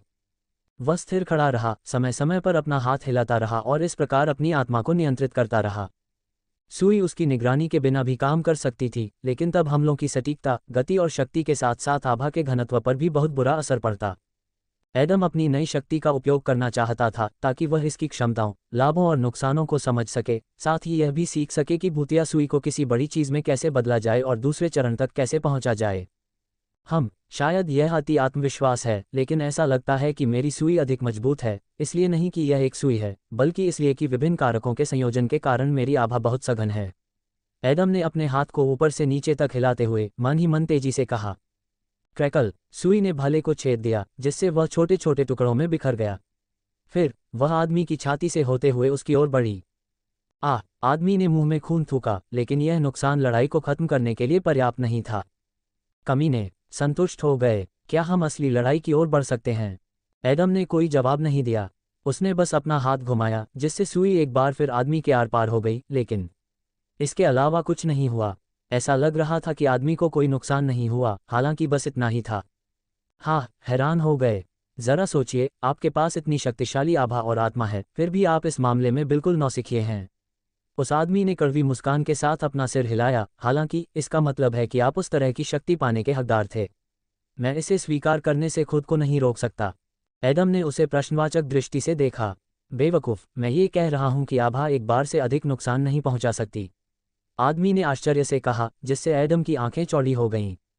आदमी ने आगे कहा, तुमने मेरी आत्मा को तोड़ दिया, इसलिए तुम्हारी आभा ने मुझ पर हमला किया। जैसा कि तुम देख सकते हो, मुझे काफी नुकसान हुआ है। आदमी ने अपने खून से सने हाथ दिखाए और जमीन पर लाल धब्बे को देखा। लेकिन ये बात यहीं खत्म हो गई। अगर मेरी जगह कोई K1 फैंटम नौसिखिया होता तो वह आपके हमले के बाद बेहोश हो जाता, लेकिन मैं इतना मजबूत हूं कि लड़ता रहूंगा। आदमी ने गर्व से कहा। एडम ने समझदारी से सिर हिलाया। आभा का कोई भौतिक अवतार नहीं था, ये शरीर पर कोई घाव नहीं छोड़ सकती थी या कपड़े नहीं फाड़ सकती थी। अब एडम को एहसास हुआ कि यह कितना महत्वपूर्ण था। ठीक है, एडम ने थोड़ा झुककर कहा, स्पष्टीकरण के लिए धन्यवाद। अब मुझे बेहतर समझ है कि वसीयत का उपयोग कैसे और किस लिए करना है। हालांकि मुझे अभी भी अपना सेल भरना है। उसी क्षण एडम के पैरों पर बिजली चमकने लगी और वह बहुत तेज हो गया, अपनी पूरी ताकत से हमला करने लगा। दोपहर के मध्य तक एडिर और एडम ने दो मुकाबले खत्म कर लिए थे। हर बार जीत उनकी तरफ से हुई।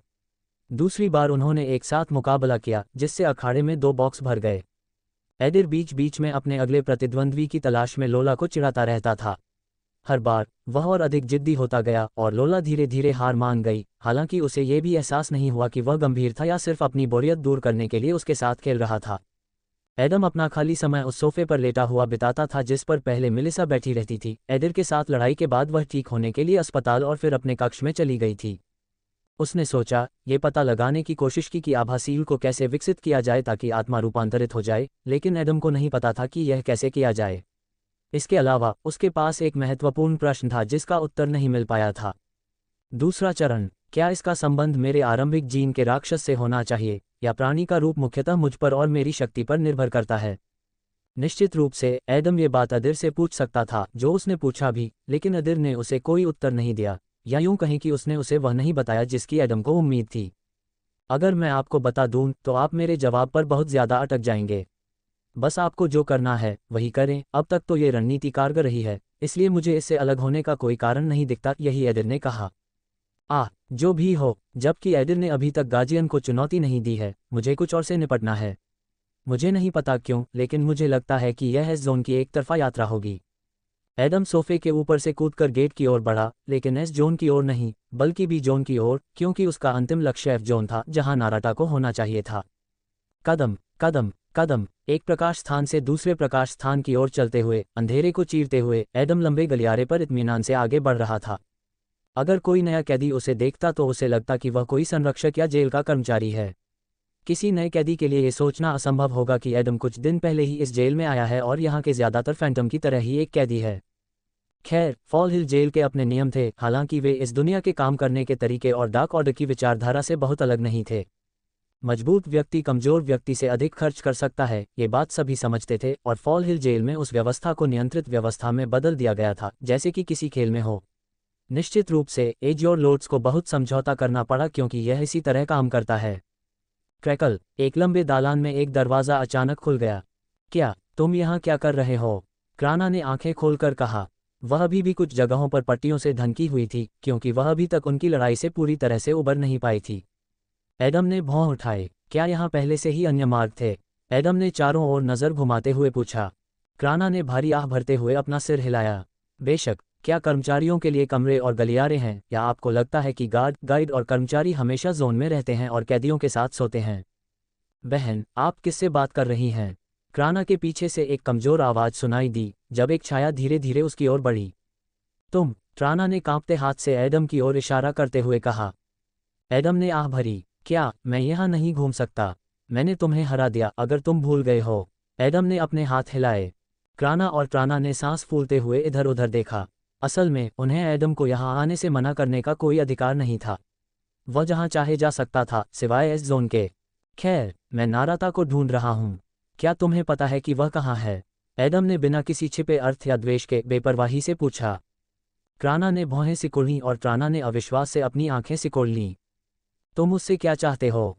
क्राना ने सावधान होकर कहा। मुझे उम्मीद है कि तुम्हें एहसास होगा कि ए जोन के कैदी के रूप में तुम एफ जोन के संरक्षक को चुनौती नहीं दे सकते, है न? तुम पहले ही उसे और हमें दोनों को हरा चुके हो, इसलिए अनावश्यक परेशानी मत पैदा करो। एडम ने अपने चेहरे के सामने अपनी हथेली हिलाई, मानो ये दर्शाना चाह रहा हो कि उसके मन में ऐसा कुछ भी नहीं है। मैं बस उससे बात करना चाहता हूँ क्योंकि तुम यहाँ हो। क्या मैं तुमसे एक सवाल पूछ सकता हूँ? क्राना और ट्राना ने फिर से नज़र घुमाई, फिर एक साथ सिर हिलाया। हालांकि उन्हें एडम पर भरोसा नहीं था, लेकिन उन्हें लगा कि उसके पास कोई छिपी हुई मंशा नहीं है। तुम यहाँ क्यों हो? तुमने मृतभूमि में लड़ाई जारी रखने के बजाय इस जेल में काम करना क्यों चुना? एडम ने ईमानदारी से पूछा। ट्राना ने मुस्कुराते हुए अपनी ठोड़ी उठाई और अपनी खुली हथेली अपनी छाती पर रख दी। हाँ, तुम्हें डेडलैंड्स में हमारी लड़ाइयों के बारे में कैसे पता? हम हमेशा से उस जेल में रहे हैं क्योंकि तुम जैसे अपराधियों पर नज़र रखना हमारा कर्तव्य है। चलो, मेरे स्तर के किसी भी व्यक्ति के लिए ये स्पष्ट है कि तुम यहाँ कुछ समय से हो और नाराटा और डी जोन के संरक्षक के विपरीत डेडलैंड्स में सक्रिय रूप से लड़ रहे हो। एडम ने अपने सिर के पीछे खुजलाया क्योंकि वह लोरको का नाम भूल गया था। ट्राना वहीं जम गई, वे जवाब में कुछ भी नहीं कह सके। क्राना ने हल्की सांस लेकर एक कदम आगे बढ़ाया। उसे एहसास हुआ कि जो कुछ है उसे वैसे ही बताना बेहतर होगा। ठीक है, तुम सही कह रहे हो। हम यहाँ सिर्फ 2 हफ्ते से हैं और हम यहाँ उतने ही समय तक रहेंगे। हमें एजियोर लोड्स के उच्च स्तरीय सदस्यों ने ऐसा करने के लिए कहा था, और इससे भी बढ़कर हम खुद भी इससे सहमत थे। एडम ने उसे उत्सुकता भरी नज़र से देखा। हमें बताया गया था कि यहाँ हम शक्तिशाली प्रेतों से लड़कर अपनी आभा को मजबूत कर सकेंगे। पहले तो हमें संदेह हुआ, लेकिन कैदियों में कुछ बहुत ही मजबूत प्रतिद्वंद्वी हैं। उदाहरण के लिए आप या एडर। वैसे वह पहले भी यहाँ आ चुका है, तो तुम दोनों की राहें कैसे एक दूसरे से टकराईं? एडम ने असमंजस में अपना सिर झुका लिया। क्राना कड़वी मुस्कान के साथ मुस्कुराया। खैर, हम यहाँ पहली बार नहीं आए हैं, बल्कि पहली बार यहाँ आए हैं जब हम 30 दिनों में से 20 दिन ही टिक पाए थे। इसका कारण बहुत सरल है, अदिर ने हमें इतनी बुरी तरह पीटा कि हम यहाँ काम करना जारी नहीं रख सके। हमारा इलाज 2 सप्ताह से अधिक समय तक चला। क्राना ने आगे कहा, इस महीने हम फिर से वापस आ गए हैं और वह फिर से यहाँ है। ये बहुत विडंबनापूर्ण है। वैसे भी हम 2 सप्ताह में डेडलैंड्स में वापस आएंगे, क्योंकि फैंटम्स को राक्षसों से लड़ना है, मनुष्यों से नहीं, आप जानते हैं। एडम ने समझदारी से सिर हिलाया। जैसा कि उसने शुरू में सोचा था, क्राना और ट्राना उससे या एडिर से बहुत अलग नहीं थे, लेकिन नाराटा एक अलग मामला था। आपकी ईमानदारी के लिए धन्यवाद। नाराटा के बारे में चिंता मत करो। मैं उससे भी यही बात पूछने जा रहा हूँ, जिसके बाद मैं इस जोन वापस आ जाऊंगा। क्राना और ट्राना को गहरी नज़रों से देखा गया। ऐसा लग रहा था कि यह कोई आसान काम नहीं होने वाला था। ठीक है, आप कोशिश कर सकते हैं, लेकिन हमें भी उससे कोई जवाब नहीं मिला। मुझे नहीं पता क्यों, लेकिन वह अपने असली इरादों के बारे में बात करने से डरती है। क्राना ने अपनी आंखों में थोड़ी उदासी के साथ कहा। एडम ने सिर हिलाया और गेट की ओर बढ़ गया। अरे तुम, ट्राना चिल्लाई, जिससे एडम ने बिना पूरी तरह से मुड़े अपने कंधे के ऊपर से उसे घूर कर देखा। ट्राना ने अपना हाथ आगे बढ़ाया। हम अगली बार नहीं हारेंगे। जब हम के 2 पर पहुंचेंगे तो हम फिर से लड़ेंगे, समझे? एडम ने मुस्कुराते हुए हल्का सा सिर हिलाया। जरूर, मैं जुड़वां भाइयों को 2 बार हराने के ऐसे दुर्लभ अवसर से खुद को कैसे वंचित कर सकता हूं। ट्राना ने अपने गाल फुला लिए और अपनी मुट्ठियां भी कसकर बंद कर लीं। नल, क्राना ने उसके कंधे पर हथेली रखकर अपनी छोटी बहन को आश्वस्त किया। चलो, चाय तो पहले ही ठंडी हो चुकी है। इसे जारी रखने का कोई मतलब नहीं है। ठीक है, लेकिन हम फिर से नहीं हारेंगे, समझे? ट्राना ने आक्रामक स्वर में कहा, जिससे क्राना की आंखें चौड़ी हो गईं। क्राना कड़वी मुस्कान के साथ मुस्कुराया। आप जो भी कहें, आप जो भी निर्णय लेंगे, मैं उसका हमेशा की तरह समर्थन करूंगा। ... 20 मिनट बाद एडम अंततः एफ जोन की ओर जाने वाले गेट पर पहुंच गया। गेट दालान के अंत में था और एडम को वहां तक पहुंचने के लिए 10 कदम और चलने पड़े। क्रैकल, अचानक गेट खुला और एक लंबा चौड़ा सा व्यक्ति बाहर आया। नाराता, पहले से ही बिना काले केस के एफ जोन से लौट रही थी, अपने कंधों से धूल उड़ा रही थी। जाहिर है, उसने अभी अभी किसी से लड़ाई की थी और आसानी से जीत गई थी। आखिरकार वह एफ जोन की संरक्षक थी और ज्यादातर कैदी उससे कमजोर थे। एडम और एडर की तरह हर किसी को आगे जाकर अंतिम जोन तक पहुंचने के लिए किस्मत में नहीं था।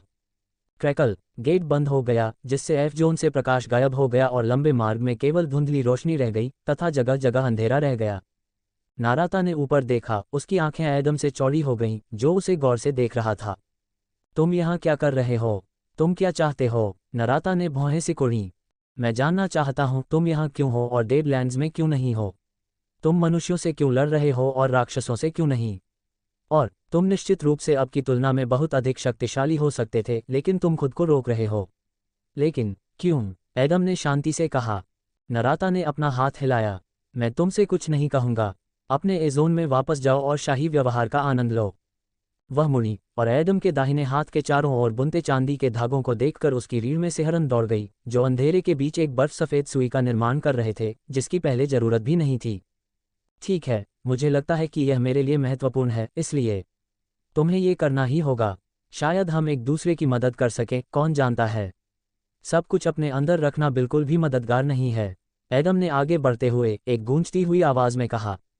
नाराता वहीं जम गई जब उनकी लड़ाई के कुछ अंश उसकी आंखों के सामने घूम गए, खासकर यह कि कैसे एडम ने अपने नंगे हाथों से उसका नेक्सस तोड़ दिया था। कदम कदम कदम कदम कदम। एडम के धीमे लेकिन स्थिर कदमों की गूंज सुनाई दे रही थी। दीवारों से टकराती हुई धीमी आवाज नाराता के पास आ रही थी और एक भयावह दुर्स्वप्न की तरह उसे निगल रही थी। भय की अदृश्य जंजीरों ने नाराता को पूरी तरह से घेर लिया था, जिससे वह आगे नहीं बढ़ पा रही थी। जल्द ही एक अपरिहार्य भाग्य की तरह एडम नाराता के पास पहुंचा और उनकी ऊंचाई में अंतर के कारण उसे ऊपर से नीचे तक देखता रहा। कृपया मुझे मत छुओ, मैं सिर्फ एक कमजोर और प्रतिभाहीन प्रेत हूं, इससे ज्यादा कुछ नहीं, नाराता ने कांपती आवाज में कहा। लेकिन ये किसी को भी स्पष्ट हो जाएगा कि वह ईमानदार नहीं थी। हालांकि उसका डर वास्तविक से कहीं ज्यादा था। इसका केवल एक ही अर्थ हो सकता है, वह अपनी भावनाओं और कारण के बारे में किसी को बताने से डरती थी, यहाँ तक कि एडम से भी ज्यादा, जो उसकी वर्तमान स्थिति में था। हालांकि उनकी पहली मुलाकात कुछ ही समय पहले हुई थी, लेकिन उन दोनों के बीच काफी कुछ बदल गया था। एडम अब कैदी की पोशाक नहीं पहनता था, बल्कि गहरे रंग के कपड़े पहनता था, जो बर्फ की तरह सफ़ेद सुई और दालान में मंद रोशनी के साथ विपरीत थे। एडम ने कुछ देर रुककर कहा। ऐसा लग रहा था कि उसे यकीन नहीं था कि नाराता से कैसे बात करवाई जाए। वह इसे ज्यादा नहीं करना चाहता था, उसे संतुलन बनाए रखना था, न बहुत ज्यादा कठोर, न बहुत ज्यादा कोमल। नल, धीरे से और कुछ हद तक नरमी से एडम ने अपनी हथेली से नाराटा के कंधे पर धक्का दिया। नाराटा की पीठ दीवार से टकराए और वह हौंफने लगी, धक्का लगने से नहीं बल्कि सदमे से, क्योंकि एडम ने कोई बल नहीं लगाया था। क्या वह मुझसे लड़ने नहीं जा रहा है? नाराटा ने अविश्वास में एडम की ओर देखते हुए मन ही मन कहा। होश, बिना किसी चेतावनी के चुपचाप और शांति से एडम ने हमला करने के लिए अपना हाथ आगे बढ़ाया और तेजी से सुई को नाराटा के कंधे के ठीक ऊपर दीवार में घुसा दिया, जिससे उसके काले घुंघराले बाल छिद गए। एडम थोड़ा सा झुका, जिससे उसकी शांत आंखें नाराटा की खुली आंखों के समान स्तर पर थीं, जबकि उसकी तेज दिल की धड़कन के कारण वह रुक रुक कर सांस ले रही थी। उसे एहसास हुआ कि अगर एडम वाकई ऐसा करना चाहता तो सुई दीवार में नहीं बल्कि उसके सिर में चुभती। एक छोटा सा छेद ही उसकी आंखों की रोशनी हमेशा के लिए खत्म करने के लिए काफ़ी होता। तुम बहुत घबराए हुए हो, ये सभी को स्पष्ट है। उस स्थिति में चलो इसे इस तरह से करते हैं, मैं कसम खाता हूं कि तुम जो छिपा रहे हो वह किसी को नहीं बताऊंगा। तुम्हारे पास मुझ पर भरोसा करने का कोई कारण नहीं है, लेकिन तुम्हारे पास केवल मेरा वचन है, ये सबसे अच्छा है जो मैं दे सकता हूं। एडम ने सुई को बाहर निकालने, एक कदम पीछे हटने और अपने आदेश को रद्द करने से पहले बड़बड़ाया। नाराता बहुत देर तक चुप रही, मानो वह अपने सारे विकल्पों पर विचार कर रही हो। हालांकि उसके पास कोई विकल्प नहीं था। ठीक है, लेकिन यहाँ नहीं, हम वहाँ जाएंगे जहाँ कोई कैमरा या माइक्रोफोन नहीं है। मेरे पीछे आओ, नाराता ने धीरे से दरवाजे की ओर कदम बढ़ाते हुए फुसफुसाया। एडम ने सिर हिलाया और चुपचाप उसके पीछे चला गया। आखिरकार यह एक जेल थी, इसलिए यहाँ न केवल कैदियों पर नज़र रखी जाती थी, बल्कि संरक्षकों और कर्मचारियों पर भी नज़र रखी जाती थी। उनके पास अपने कमरे, भोजन कक्ष, स्नानघर और उनकी ज़रूरत की हर चीज़ थी, लेकिन वे लगातार निगरानी में रहते थे। हर कोई इसे समझता और स्वीकार करता था।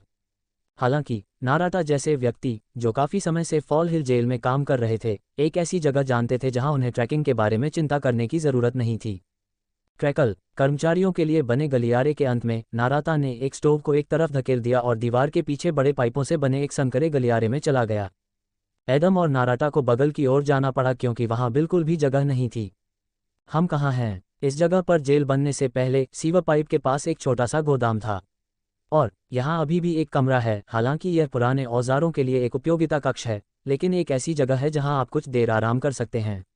नाराता ने चौड़ी होती हुई गलियारे तक पहुँचने और एक पुराने लकड़ी के दरवाजे के पास पहुँचने से पहले समझाया। जैसा कि नाराता ने बताया था, यह एक पीछे का कमरा था, एक छोटा सा कमरा जिसमें एक जीर्ण शीर्ण मेज और 2 बिना पीठ वाली कुर्सियां थीं। आमतौर पर ऐसी चीज़ें सिर्फ झुग्गियों में ही मिलती थीं। एडम ने दरवाज़ा बंद कर दिया और नाराता के सामने चुपचाप बैठ गया, उसकी कहानी का इंतजार करने लगा। नाराता ने गहरी सांस ली, यह महसूस करते हुए कि भागने के लिए कोई जगह नहीं है, और उसने एडम की ओर देखा। आप जानना चाहते थे कि मैं यहाँ फैंटम्स से क्यों लड़ रहा हूँ, डेडलैंड्स के राक्षसों से क्यों नहीं, है ना? एडम ने सिर हिलाया। ठीक है, पहले मैं तुमसे एक सवाल पूछूं? जरूर, चलो। तुम प्रेत कैसे बन गए? नाराता ने गंभीर भाव से पूछा। मैं तुमसे ईमानदारी चाहता हूं, इसलिए मैं जैसा है वैसा ही उत्तर दूंगा। मैं भाग्यशाली था कि मैं प्रयोग का हिस्सा बन पाया, भले ही मैं झुग्गी झोपड़ियों से हूं और मेरा कोई खून का रिश्ता नहीं है। मुझे स्पार्क मिला, फिर यह बाकी सभी की तरह ही है, तैयारी अकादमी और अन्य फैंटम की मदद से एक राक्षस को मारना। एडम ने आत्मविश्वास से कहा। नाराता मुस्कुराया। हाँ, हम सभी इस दौर से गुजरते हैं, है न? नाराता ने अपने बालों को घुमाते हुए कहा। किसी कारण से उसकी निगाहें क्षणिक उदासी से भर गईं। थोड़ी देर रुकने के बाद नाराता ने एडम की बजाय मेज की ओर देखते हुए अपनी बात जारी रखी। और उस पल तुम्हें क्या महसूस हुआ? एडम हिचकिचाया। वह असली कहानी नहीं बता सकता था क्योंकि नाराता को नेचुरल बॉर्न फैंटम्स के बारे में पता नहीं था, इसलिए वह जल्दी से एक विश्वसनीय संस्करण के साथ आया जो मूल रूप से सच था। खैर, यह एक मुश्किल दिन था, मेरे मन में मिश्रित भावनाएं थीं, लेकिन कुल मिलाकर मेरा सपना आखिरकार सच हो गया। मैं मजबूत हो गया और मुझे न केवल अपने जीवन और अपने परिवार को बेहतर बनाने का मौका मिला, बल्कि राक्षसों से लड़ने का भी मौका मिला। मैं इसे नहीं छिपाऊंगा, ये पहले मुश्किल और खतरनाक था, लेकिन ये वही है जो मैं तब से चाहता था, जब से मैंने प्रेत, मृतभूमि और राक्षसों के बारे में सीखा, जब से मैं एक बच्चा था। नाराता ने हल्का सा सिर हिलाया। मैं समझ गया, जैसा कि मैंने सोचा था कि तुम और मैं पूरी तरह से अलग थे। हालांकि यह हमारी लड़ाई से स्पष्ट था। अब मैं तुम्हें बेहतर ढंग से समझता हूँ। एडम कुछ कहना चाहता था, लेकिन नाराता ने उससे पहले ही अपना सिर उठा लिया और एडम की आंखें चौड़ी कर दी तथा उसकी रीढ़ में ठंडक दौड़ गई। टपक टपक टपक, नाराता के गालों से बड़ी बड़ी बूंदें टपक कर मेज पर गिरीं और वह दुख के मारे फूट पड़ी। उसकी आंखों से आंसू बह रहे थे और उसका पूरा शरीर कांप रहा था, मानो वह घबराहट में हो। लेकिन मुझे बताओ एडम, क्या तुमने कभी सोचा है कि हर कोई प्रेत नहीं बनना चाहता? मैंने ये जीवन नहीं चुना। नाराता की चीख दीवारों में घुस गई और एडम की चेतना हमेशा के लिए उसकी आत्मा में बंद हो गई। रोते हुए नाराता ने अपना चेहरा अपने हाथों में छिपा लिया। वह दुनिया को अपना ये रूप नहीं दिखाना चाहती थी, वह हर किसी से छिपना चाहती थी। मैं कभी राक्षसों से लड़ना नहीं चाहती थी। वे डरावने हैं, बहुत डरावने। नाराता एक बच्चे की तरह रोई, जिसने आखिरकार अपने रहस्यों और आंतरिक चिंताओं को उजागर कर दिया। लगातार प्रशिक्षण, जीन, टीम वर्क, और अंतहीन मौतें। मैं खून देखना भी मुश्किल से बर्दाश्त कर सकता हूँ। मैं किस तरह का प्रेत हूँ। मैं दूसरों की तरह पागल मुस्कान के साथ राक्षसी हिम्मत से लदे हुए लड़ता नहीं रह सकता। मैं तो बस बेकार का कचरा हूँ, नाराता ने बड़बड़ाते हुए कहा, अभी भी ऊपर नहीं देखा। एडम को होश में आने में काफी समय लगा। नाराता सही था, उसने कभी इस बारे में नहीं सोचा था, उसके लिए ये कुछ अवास्तविक था, बिल्कुल असंभव। तो फिर, अगर तुम फैंटम नहीं बनना चाहते थे, तो इससे पहले तुमने कौन सा रास्ता अपनाया था? तुम क्या बनना चाहते थे? एडम ने गंभीरता से पूछा, अभी भी सदमे की हालत में। एक ऐसी दुनिया में जहां हर दिन आखिरी दिन हो सकता था और मानवता अनगिनत राक्षसों से घिरी हुई थी, वहां एकमात्र रक्षक फैंटम थे। वे मानवता के एकमात्र हथियार थे जो राक्षसों को मारने में सक्षम थे और परिणामस्वरूप अधिक शक्तिशाली बन सकते थे। ये बात बिना किसी अपवाद के सभी जानते थे कि फैंटम्स गढ़ के रक्षक और भविष्य के निर्माता थे। बेशक, गढ़ में बहुत से लोग रहते थे, लाखों नहीं, करोड़ों। इसलिए हर किसी की फैंटम के बारे में एक जैसी अच्छी राय नहीं थी। लेकिन प्राउडविंग ने भी कभी नहीं कहा कि फैंटम अनावश्यक थे, अकेले ये कि उन्हें खत्म कर दिया जाना चाहिए। सेना से लेकर आम लोगों और प्राउडविंग तक सभी ने ये समझा और पहचाना कि फैंटम्स के बिना सिटाडेल का अस्तित्व बहुत पहले नहीं होता। तो फैंटम बनना हर किसी का अंतिम सपना था, है न? आखिरकार, अगर कोई स्पार्क जलाता है तो उसे सुपर पावर और अपने हाथों से भाग्य को नियंत्रित करने की क्षमता प्राप्त होगी। केवल फैंटम ही राक्षसों से निपट सकते हैं और चीज़ों को बदल सकते हैं। सच है, फैंटम की ताकत और पैसे से भी बहुत सी चीज़ें प्रभावित होती थीं। बहुत से लोग सिर्फ इन दो वजहों से फैंटम बनना चाहते थे। दुर्भाग्य से, कोई व्यक्ति केवल भाग्य के माध्यम से ही फैंटम बन सकता है। लोग स्पार्क के प्रकट होने की उम्मीद कर सकते थे और वे केवल संभावनाओं को प्रभावित कर सकते थे यदि किसी के पास एक अच्छा वंश हो। वास्तव में एक और तरीका भी था, लेकिन सरकार और बिग थ्री ने यह सुनिश्चित करने के लिए एक विशाल प्रयास किया था कि केवल सीमित संख्या में लोगों को ही नेचुरल बॉर्न फैंटम्स के बारे में जानकारी मिले। इस प्रकार, न तो एडम, न ही आम लोग, न ही फैंटम कभी सोचेंगे कि नाराता जैसा कोई व्यक्ति भी हो सकता है, एक फैंटम जो फैंटम नहीं बनना चाहता। दरअसल, अगर एडम ने इसके बारे में सोचना शुरू किया होता, तो उसे एहसास हो जाता कि यह एक वास्तविक बात थी। स्पार्क का प्रकट होना पूरी तरह से भाग्य पर निर्भर था, इसलिए ये दोधारी तलवार थी। इससे कोई फर्क नहीं पड़ता था कि नाराता के सपने और लक्ष्य क्या थे, उसने कौन सा रास्ता चुना था, या उसने पहले से ही कितना प्रयास किया था और वह इसे जारी रखने के लिए तैयार थी। एक बार जब उसके पास स्पार्क था, तो इनमें से कोई भी बात मायने नहीं रखती थी, क्योंकि अब उसके पास केवल एक ही विकल्प था, एक प्रेत बनना। नाराता एकमात्र ऐसी समस्या नहीं थी, हालांकि यह कुछ ही मामले थे, लेकिन यह एक वास्तविक समस्या थी जिसके बारे में अधिकांश लोगों को पता भी नहीं था। हालांकि यह आश्चर्यजनक नहीं था, क्योंकि नाराता किसी कारण से इसके बारे में बात नहीं करना चाहता था। एक साधारण व्यक्ति की कल्पना करें जिसने फैंटम बनने का सपना देखा, लेकिन कभी स्पार्क जागृत नहीं किया। यदि ऐसा कोई व्यक्ति उस समय नाराता के सामने खड़ा होता, तो वह उसे कायरता के लिए और प्रेत बनने के विशेषाधिकार के लायक न होने के लिए गंभीर रूप से निंदा करता। दुर्भाग्य से, अधिकांश लोग, खास तौर पर आम लोगों में, सीधे अपमान पर उतर आए। शायद ही कोई नाराता को समझने की कोशिश कर रहा हो। यहाँ तक कि प्रेतों में भी कुछ ही लोग स्थिति को समझने के लिए तैयार होंगे। उनके लिए नाराता एक कमजोर और कायर था। नाराता जैसे लोगों के पास मृतभूमि से तथा अपने प्रत्यक्ष कर्तव्यों से यथासंभव दूर रहने के अलावा कोई अन्य विकल्प नहीं था। उसके दृष्टिकोण से फॉल हिल जेल में संरक्षक बनना, भय से कांपने और खौफनाक राक्षसों से लड़ने के लिए अपनी जान जोखिम में डालने से 100 गुना बेहतर था। इसके अलावा, यहाँ सरल बुद्धि भी काम कर रही थी। आप अपनी आंखों में सच्ची इच्छा और आग के बिना कोई वास्तविक प्रगति नहीं कर सकते थे। क्या तुमने क्या कहा? मैंने नहीं सुना। नाराता ने अपना सिर थोड़ा ऊपर उठाते हुए और चौड़ी आंखों से एडम को देखते हुए कहा, मैं यह नहीं कहूंगा कि मैं तुम्हें समझता हूं, मैं नहीं समझता, लेकिन मुझे एहसास है कि तुम कोई और बनना चाहते थे। कौन? शायद एक लोहार। एडम ने बातचीत को दूसरे विषय पर ले जाने की कोशिश करते हुए सुझाव दिया। नाराता ने गहरी सांस ली और भारी नज़र से छत की ओर देखा। अजीब बात यह थी कि आंसू धीरे धीरे कम होते जा रहे थे। चलो छोड़ो, मैंने पहले ही बहुत कुछ कह दिया है, इसलिए अगर तुम सुनना चाहते हो। फिर नाराता खड़ी हो गई, आत्मविश्वास से अपने हाथ मेज पर टिकाए और एडम को गौर से देखने लगी। मैं एक ऑपरेटर बनना चाहती थी। हाँ, मुझे हमेशा से ही राक्षसों से लड़े बिना उन्हें मारने में मदद करने के विचार से रोमांचित किया गया है। अंदाज़ा लगाओ क्या? नाराता ने धमकी भरे अंदाज में कहा, जैसे वह एडम के पास जा रही हो, जैसे कि उसे कुछ साबित करने की कोशिश कर रही हो। हालांकि ये स्पष्ट था कि वह अपनी भावनाओं को बाहर निकाल रही थी और वह सब कुछ उगलने के लिए तैयार थी जो उसने वर्षों में इकट्ठा किया था। मैं भी तुम्हारी तरह एक फैंटम का ऑपरेटर बनना चाहता था, मजबूत, प्रतिभाशाली और राक्षसों से लड़ने के लिए तैयार। मैं किसी भी योग्य ऑपरेटर की तरह अपने फैंटम की ईमानदारी से सेवा करना चाहता था। अरे, मैंने अपने बाकी दोस्तों की तुलना में अधिक प्रयास किया, जो अंततः ऑपरेटर बन गए। नाराता ने चिल्लाया, जिससे एडम कुछ देर के लिए फिर से सदमे में जम गया। नाराता ने अपनी हथेलियां मुट्ठियों में कस लीं। चुप मत रहो, कुछ तो बोलो। मैं तुम्हारे सामने खुद को सूली पर चढ़ा रहा हूं और तुम एक शब्द भी नहीं बोल सकते। एडम की उंगलियां हरकत में आ गईं क्योंकि वह कुछ करना चाहता था, लेकिन आखिरी क्षण में उसने अपना मन बदल लिया क्योंकि उसे एक बेहतर विचार सूझा। वह पूरी तरह से समझ गया था कि नाराता जितना संभव हो सके उतना ईमानदार था। चुप रहो, एडम ने भयभीत होकर कहा और नाराता ने अपना मुंह बंद कर लिया। वापस बैठ जाओ, एमवेक मपियो एक्सक्लूसिव। नाराता ने बिना किसी आपत्ति के तुरंत ऐसा किया। वह कांप उठी, अपने कपड़े उलट पुलट कर दिए। वह स्पष्ट रूप से घबरा गई कि उसके शब्दों ने एडम को नाराज कर दिया है। लेकिन एडम ने बस मुस्कुराकर नाराता की सारी चिंता दूर कर दी। अच्छा, तुम्हें कैसा लग रहा है? मेरा मतलब है, अगर तुम ऑपरेटर होते तो तुम्हें बिना किसी सवाल के अपने फैंटम के आदेशों का पालन करना पड़ता। एडम ने हल्की मुस्कान के साथ पूछा। नाराता ने सांस फूली, फिर उसने आश्चर्यचकित होकर अपने हाथों की ओर देखा। उसे एहसास हुआ कि कांपना बंद हो गया था। क्या? नाराता ने अविश्वास में बड़बड़ाया, फिर वह एडम की ओर मुड़ी, शांत और सुरक्षित। कितना अजीब है, एडम ने आह भरी, अपने हाथ सिर के पीछे रखे और आराम से कहा। इसे कर ही डालो। ऑपरेटर बनो। क्षमा करें, मैं पहले से ही व्यस्त हूं, लेकिन बहुत सारे फैंटम हैं जिन्हें आपके जैसे ही उत्साह वाले ऑपरेटरों की आवश्यकता है। नाराता की आंखें चौड़ी हो गईं।